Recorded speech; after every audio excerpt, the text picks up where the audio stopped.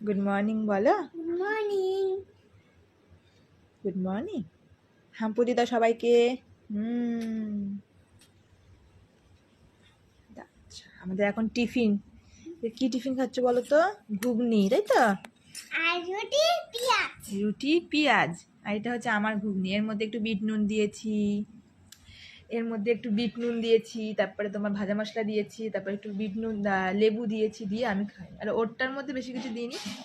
ওরটার মধ্যে হচ্ছে দিয়েছি বলতে তোমার কি বলে, শুধু একটু বিট নুন দিয়েছি আর ওই ভাজা মশলাটা একটু দিয়েছি, তবে ওর টেস্ট হলে তবে খাবে। এই হচ্ছে আমাদের টিফিন, তাই তো মাম্মা? আর আমি খাবো তো। খেয়ে উঠে কি করবে? খেয়ে ওঠে পড়তে বসবো। হ্যাঁ, তাই তো। পড়তে কোনো বাধা নেই, সব খেয়ে উঠে কি করবে বলে পড়তে বসবো। এই দেখো, দেখতে পাচ্ছ পেছনের বোর্ডটা? এই দেখো, এই বোর্ডটা আসলে ও কালকে ওর জন্য কিনে এনেছি।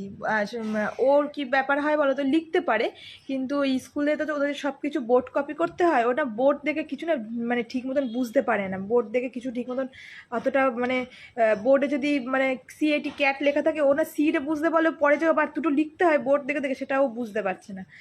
এবার ওদের সব কিছুই বোর্ড কপি করতে হয়। তো আমি ওই জন্য কালকে একটা ব্ল্যাক বোর্ড কিনে নিয়ে এসেছি, এটাতে হোয়াইট বোর্ড কিনে নিয়ে এসেছি, এবং এটাতেই ওকে প্র্যাকটিস করাবো যাতে ও স্কুলে গিয়ে ভালোভাবে লিখতে পারে।